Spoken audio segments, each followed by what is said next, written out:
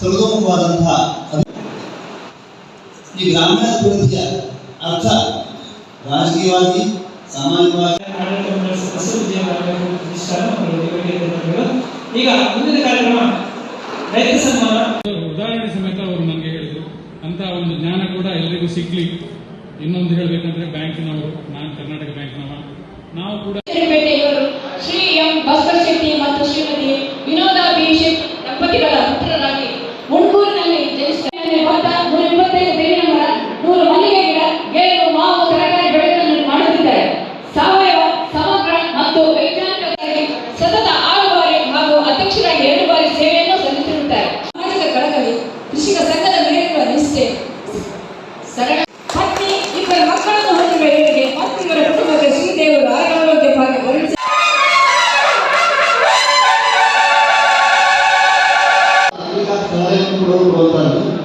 ಅಥವಾ ಆರೋಗ್ಯಕ್ಕೆ ಸಲಹೆ ಕೊಡುವಂಥದ್ದು.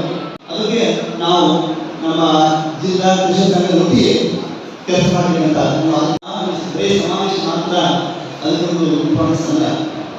ಹಳ್ಳಿಗಳಲ್ಲಿ ಕೃಷಿಗಾಗಿ ಎಲ್ಲ ರೀತಿಯಲ್ಲೂ ಸಹ ಮಾಡಿದ್ದೀವಿ ಅಂತ ಹೇಳ್ತೀವಿ.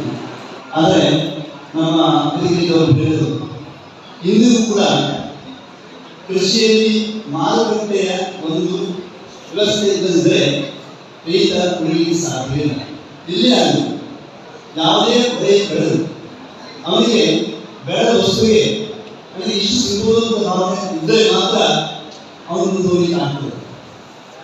ಇಲ್ಲದಿದ್ದರೆ ಯಾರೇ ಅರ್ಥ ಬೆಳೆಗಾಗಲಿ ಯಾವುದೇ ಬೆಳೆಗಾಗಲಿ ಅವನಿಗೆ ಬದುಕು ಸಾಧ್ಯ ಆಗ್ತದೆ. ಯಾಕೆಂದರೆ ಅವನಿಗೆ ಬೇಕಾದದ್ದು ಅವನು ಸಿಗುವುದಿಲ್ಲ. ಈ ನಿಟ್ಟಿನಲ್ಲಿ ನಾವು ಹೊಸ ತಾಂತ್ರಿಕತೆಯನ್ನು ಹಳ್ಳಿ ಹಳ್ಳಿಗಳಲ್ಲಿ ಕೊಡಬೇಕಾಗ್ತದೆ. ಹೇಗೆ ನಮ್ಮ ಗ್ರಾಮೀಣ ಅಭಿವೃದ್ಧಿ ಪ್ರತಿಷ್ಠಾನ ಇದು ಬ್ಯಾಂಕ್ ಆಫ್ ಬರೋಡದಿಂದ ಈಗ ಪ್ರವೃತ್ತವಾಗಿದೆ.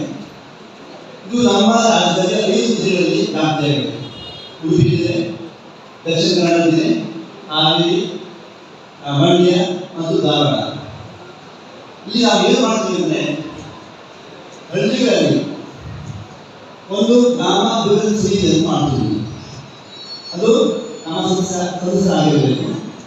ಅವರು 25 ಜನರನ್ನು ಕೂಡಿಸಿಕೊಂಡು ಒಂದು ಸಮಿತಿಯನ್ನು ಮಾಡ್ತೀವಿ.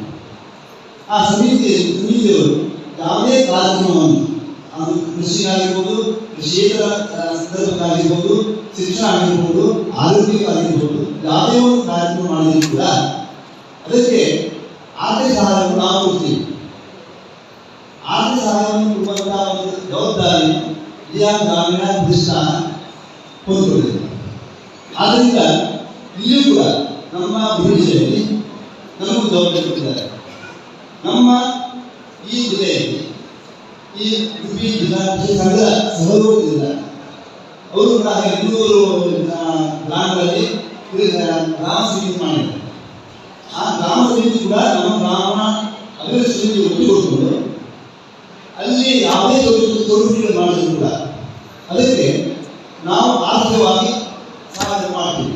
ಇದು ನಮಗೆ ಸ್ಪೆಷಲಿ ನಾನು ರೈತನಾಗಿ ಈ ಒಂದು ರೈತ ಸಮಾವೇಶವನ್ನು ಉದ್ಘಾಟನೆ ಮಾಡಲಿಕ್ಕೆ ಸಂದರ್ಭ ಕೊಟ್ಟಂತಹ ಕೃಷಿ ಜಿಲ್ಲಾ ಕೃಷಿ ಸಂಘ ಆರೋಗ್ಯಕ್ಕೆ ಸ್ವಲ್ಪ ಒಳ್ಳೆಯ ತರಕಾರಿಗಳು ಸಿಗ್ಬೋದು.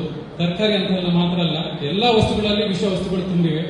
ಯಾಕಂದರೆ ಬೆಳೆಯುವವರಿಗೆ ಅದರಲ್ಲಿ ಉತ್ತಮ ಇಳುವರಿ ಬರಬೇಕು, ಹಾಗಾಗಿ ಅವರು ಅದಕ್ಕೆ ಬೇಕಾದಂತಹ ವ್ಯವಸ್ಥೆ ಮಾಡಿಕೊಳ್ತಾರೆ. ಆದರೆ ನಮ್ಮ ಉಡುಪಿ ಜಿಲ್ಲಾ ಕೃಷಿಕ ಸಂಘ ಇದಕ್ಕೆ ವಿರುದ್ಧವಾಗಿ, ಅಂದರೆ ಸಾವಯವ ಕೃಷಿಗೆ ಉತ್ತೇಜನ ಕೊಟ್ಟು ಬೇಕಾದಂತಹ ಮಾರ್ಗದರ್ಶನ ಎಲ್ಲ ಕೃಷಿಕರಿಗೆ ನೀಡ್ತಾ ಬರ್ತಾ ಇದೆ. ನಾನು ಮೊನ್ನೆ ಬಂದಾಗ ನನ್ನ ಹತ್ರ ಮಾತಾಡಿದಾಗಲೂ ಹೇಳಿದೆ, ನನಗೆ ಕೃಷಿಯಲ್ಲಿ ಮೊತ್ತ ಮೊದಲಿಗೆ ಬೇಕಾಗಿರುವಂಥದ್ದು ನನಗೆ ಆರೋಗ್ಯಕರವಾದಂತಹ ಕೃಷಿ ಉತ್ಪನ್ನಗಳು ಬೇಕು ಅಂತ ಹೇಳಿ.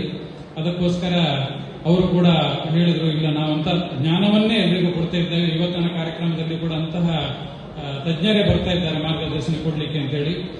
ಇವತ್ತು ನೋಡುವಾಗ ಈಗ ಸಭಾ ಫುಲ್ ಜನ ಸೇರಿದ್ದಾರೆ, ಹೆಚ್ಚಿನವರು ಕೃಷಿಕರೇ ಇರ್ಬೋದು. ಹಾಗಾಗಿ ಅವರಿಗೆ ಉತ್ತಮ ಜ್ಞಾನ ಇಲ್ಲಿ ಸಿಗ್ಬೋದು. ಇನ್ನೊಂದು ವಿಷಯ ಹೇಳಬೇಕಂತ ಹೇಳಿದ್ರೆ, ನಾವೆಲ್ಲ ಕಾರ್ಪೊರೇಟ್ ವರ್ಲ್ಡ್ ಅಲ್ಲಿ ವರ್ಕ್ ಮಾಡ್ತಿರುವವರು, ಈಗಿನ ಜನರೇಷನ್ ಏನಿದ್ರು ಕೃಷಿಯ ಬಗ್ಗೆ ವಿಶೇಷ ಅವರಿಗೆ ಏನು ಅಭಿಮಾನ ಇಲ್ಲ. ಹಾಗಂತ ಹೇಳಿ ಇನ್ನೊಂದು ಬೆಳವಣಿಗೆ ನಾವು ನೋಡ್ತಾ ಇದ್ದೇವೆ. ಕೆಲವರೆಲ್ಲ ದೊಡ್ಡ ದೊಡ್ಡ ಕಂಪನಿಗಳಲ್ಲಿ IT BDಗಳಲ್ಲಿ ವರ್ಕ್ ಮಾಡಿದವರು ಕೂಡ ಅದು ಸಾಕು, ಇನ್ನು ನನಗೆ ಊರಲ್ಲೇ ಒಂದು ಕೃಷಿ ಬೇಕು ಅಂತ ಹೇಳಿ ಬಂದ ಕೆಲವು ವಿಚಾರಗಳು ನಮ್ಮ ಗಮನಕ್ಕೆ ಬರ್ತಾ ಇದ್ದಾವೆ. ದೊಡ್ಡ ಮಟ್ಟದಲ್ಲಿ ಕೃಷಿ ಮಾಡ್ತಾ ಇದ್ದಾರೆ. ನಾವೆಲ್ಲ ಕೇಳ್ತಾ ಬರುವಂಥದ್ದು ಬಡ ರೈತ ಅಂತ ಹೇಳಿ. ಬಡ ರೈತ ಇರ್ಬೋದು, ಅವರಿಗೆ ಈಗಾಗಲೇ ಅವರ ಸಮಸ್ಯೆಗಳು ತುಂಬಾ ಇರ್ಬೋದು. ಆದರೆ ಕೃಷಿಯಲ್ಲಿ ವಿಶೇಷವಾಗಿ ತೊಡಗಿಸಿಕೊಂಡವರು ಬಡ ರೈತರಂತ ಹೇಳುವಂತ ಕಾಲ ಇಲ್ಲ. ಯಾಕಂದ್ರೆ ಅದರಲ್ಲಿ ತುಂಬಾ ಅನುಕೂಲಗಳು, ಅದನ್ನು ಪಡೆಯುವಂತ ಶಕ್ತಿ ಇದೆ ಕೃಷಿಯಲ್ಲಿ. ಹಾಗೆ ಆ ರೀತಿಯಲ್ಲಿ ಉತ್ತಮ ಕೃಷಿಯನ್ನು ಮಾಡ್ಕೊಂಡು ಹೋದ್ರೆ ಕೃಷಿ ಮಾತ್ರ ಅಲ್ಲದೆ ನಿಮ್ಮ ಡೈರಿ ಇರ್ಬೋದು, ಅದರಲ್ಲಿ ಎಲ್ಲದರಲ್ಲೂ ಒಳ್ಳೆ ಇನ್ಕಮ್ ಬರುವಂತಹ ವ್ಯವಸ್ಥೆಗಳು ಇದ್ದಾವೆ. ಹಾಗಾಗಿ ಅದರ ಜ್ಞಾನ ತಿಳ್ಕೊಂಡ್ರೆ ಮಾತ್ರ ನಮಗೆ ಆ ರೀತಿಯಲ್ಲಿ ಮುಂದೆ ಹೋಗ್ಲಿಕ್ಕಾಗುತ್ತೆ. ಇನ್ನೊಂದು ವಿಷಯ ಅಂತ ಹೇಳಬೇಕಂದ್ರೆ